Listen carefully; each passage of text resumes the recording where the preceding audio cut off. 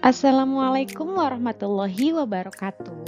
Perkenalkan, kami dari kelompok 3, Pemerintah Kabupaten Majalengka Angkatan 2 dengan anggota kelompok Wibawa, Tita Rositasari, Prasidya Perwitasari, Desi Marsita, Rizwan Fahmi Rahman akan memaparkan terkait analisis isu tugas agenda 3 berdasarkan hasil diskusi kelompok kami. Terima kasih. Selamat menyimak.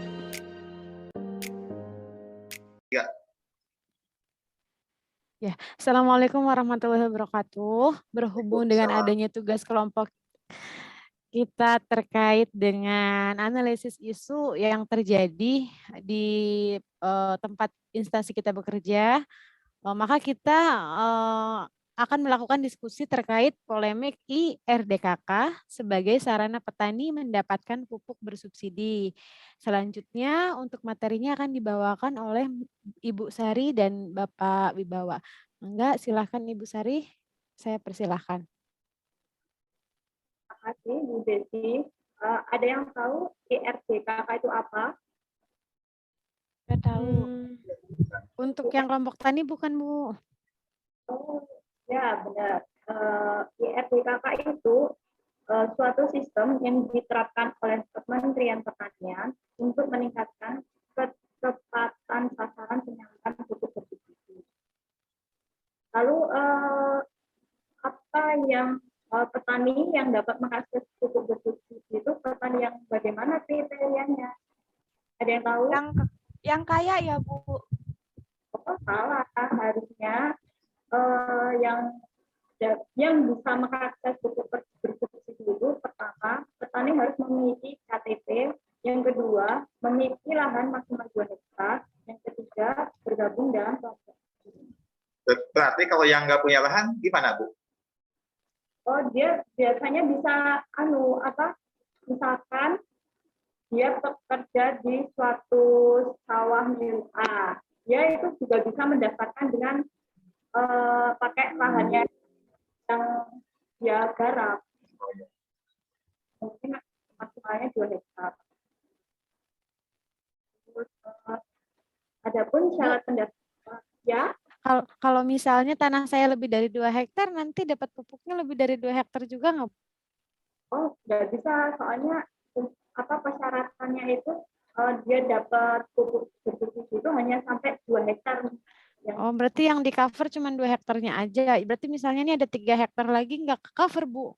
Nggak ke cover, yang 1 hektarnya ya beli sendiri nanti pupuknya. Oh ya udah, oke. Makasih, Bu. Terus adapun syarat pendaftarannya yaitu menyerahkan fotokopi KTP, lalu KK, lalu yang ketiga itu SPPT lahan.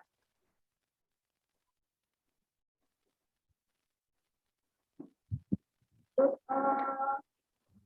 pemerintah sendiri pada tahun 2021 itu penyaluran pupuk bersubsidinya yang terrealisasi mencapai 7,76 juta ton atau 88,45% dari target 8,78 juta ton.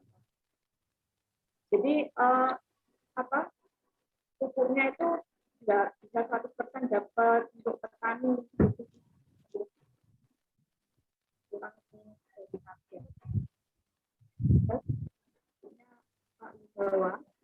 Jadi selanjutnya akan saya jelaskan ini terkait penyaluran pupuk bersubsidi. Untuk penyaluran pupuk bersubsidi, penerima pupuk bersubsidi ini kebanyakan ada beberapa yang salah sasaran. Ini seharusnya petani gudang, tetapi yang mendapatkan adalah petani dengan luas lahan di atas 2 hektar yang terdaftar dalam IRDKK. Berikut adalah beberapa penyebab yang memungkinkan penerimaan pupuk bersubsidi salah sasaran. Yang pertama, sering ditemukan di lapangan terjadi keterlambatan penginputan data petani oleh sistem IRDKK, sehingga penyerahan pupuk bersubsidi pun terlambat. Kemudian yang kedua, adanya nama petani yang sudah meninggal dikatakan masih aktif bertani, non-petani dikatakan petani, pindah alamat tapi tetap masuk ke data. sehingga mendapatkan jatah pupuk subsidi dan sebagainya. Kemudian adanya mafia pupuk subsidi dengan mempermainkan dan mengambil keuntungan besar.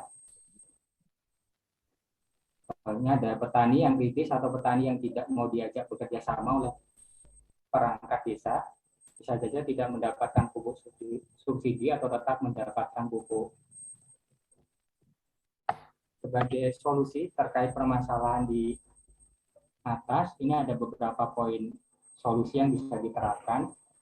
Yang pertama, pendataan dilakukan secara ketat, tepat waktu. Penyuluh sebagai pendamping kelompok tani harus memastikan data yang dikumpulkan benar, mulai dari nama, alamat, sampai input ke RTKK. Harus dipastikan bahwa orang tersebut ada di tempat dan memenuhi kriteria. Untuk memperkuat itu semua, sudah waktunya optimalisasi teknologi informasi, utilisasi teknologi dengan keharusan proses integrasi data. Misal kartu tani menjadi kartu tani digital. Kemudian solusi yang kedua, dilakukan mapping yang benar sesuai daerah-daerah yang berbeda-beda. Ada ketidakmerataan sarana dan prasarana termasuk jaringan internet, listrik, sampai SDM-nya. Kemudian dibutuhkan pengawasan hulu sampai hilir dari proses penyusunan RTKK oleh kelompok tani yang didampingi penyuluh. Kemudian kegiatan verifikasi dan validasi penyaluran dilakukan secara berjenjang oleh tim verifikasi dan validasi. Sekian untuk pemaparan tugas dari kelompok kami. Silahkan kalau ada yang mau menambahkan atau bertanya. Berarti Mas, kalau terkait kartu tani ini, kan saya punya kartu tani tuh Mas ya. Tapi dia itu belum bisa diisi uang. Terus sekarang kira-kira sudah bisa diisi uang belum? Sama ngisinya di mana?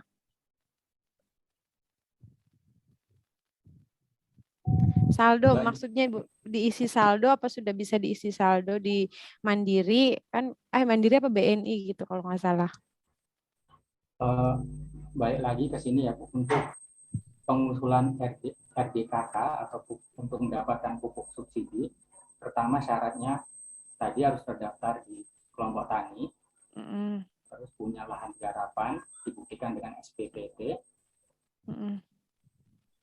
Nah, nanti kalau sudah terdaftar, itu nanti dimasukkan ke simbukan, nanti diproses ke bentuk ERDKK, elektronik rancangan definitif kebutuhan kelompok tani. Oke, kalau misalnya nilainya sendiri tuh dapatnya dari siapa? Dari Bapaknya sebagai penyuluh atau dari orang desa, Pak? Nilai jumlah, misalnya saya dapat pupuk urea berapa tuh, saya nanyanya kemana?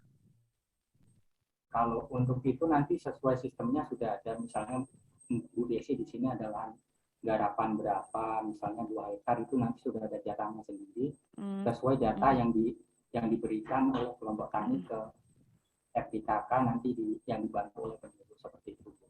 Berarti saya bisa langsung menghubungi Pak Wibawa ya untuk nanya datanya ya Pak ya? Untuk data RTKK itu harus sesuai dengan wilayah binaan Bu. Nanti maksudnya bisa ke penyuluh yang di tempat Ibu Desi tinggal seperti itu. Oke, baik Pak, siap. Terima kasih Bapak. Baik, Pak ada mau lagi yang nanya. Pak mau nanya. Ini kan terkait kartu tani ya Pak. Kan saya mah orang awam Pak. Jadi kan soal ngegesek-gesek kayak gitu deh suka susah. Itu gimana caranya Pak? Kan kalau itu ke toko yang besar jauh Pak. Nah, itu ada solusinya enggak? Soalnya kan kalau yang di toko yang kecil, toko pupuk yang kecil adanya teh itu yang non subsidi Pak. Jadi itu gimana? Yes, maksudnya gesek di sini bisa lebih dijelaskan Bu? Kan kita pakai kartu teh Pak, kartu tani ya? Iya, benar. Iya kan kalau pakai kartu tani katanya teh suka nyerahin kartunya buat bayarnya. Nah kan kalau orang awam mah ngisinya di mana gitu? Apakah ada apa itu teh tempat khusus buat ngisi si kartu itu atau enggak? Terus kalau itu deposit minimalnya berapa? Gini Mbak, tadi kan masalah kartu tani ya Mbak. Kalau misalnya Mbak tadi syarat-syarat untuk mendapatkan pupuk subsidi sudah Ibu atau Mbak penuhi, sudah punya kartu tani juga, itu nanti kalau memang Mbaknya kesulitan, nanti boleh koordinasi dengan penyuluh pendamping, nanti pasti bakal dibantu. Atau langsung ke Di BPP. sini nggak tahu penyuluh pendampingnya itu siapa, Pak. Kalau nggak tahu langsung ke BPP Mbak, ke Balai Penyuluh Pertanian. Mau izin ini, Ya udah. Pak, izin bantu jawab. Kalau nggak tahu, Ibu nanti bisa tanya ke orang desa aja. Iya, nanti. Itu juga boleh ke Pak Ambang. Pak Ambang juga boleh. Ya, di Ya. bagian orang desa biasanya tanya, Pak, ini saya belum mau daftar kartu tani kemana gitu. Ya kan biar dekat, nanti biar dibantu sama orang desanya atau kelurahannya. Ini gimana? Sepertinya cukup ya untuk pertanyaannya. Apa ada Satu lagi? lagi, bagaimana ya sosialisasi kepada masyarakat terkait penerimaan pupuk subsidi, Mas?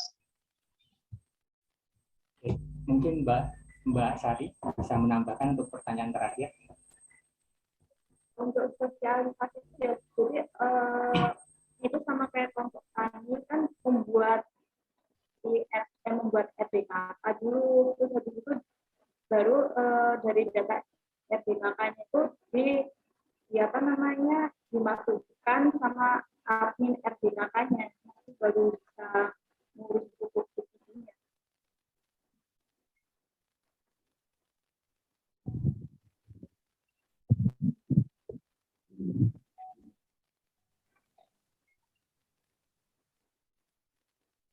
Ya, gimana Mas Rizwan? Ya. Sudah cukup jelas? Jelas. Semuanya sudah cukup jelas ya terkait RDKK, isu terkait RDKK di pertanian, terutama di daerah Majalengka dan sekitarnya. Untuk itu, mengenai diskusi kali ini, kita tutup saja dengan ucapan Alhamdulillahirrahmanirrahim. Terima kasih teman-teman untuk waktunya.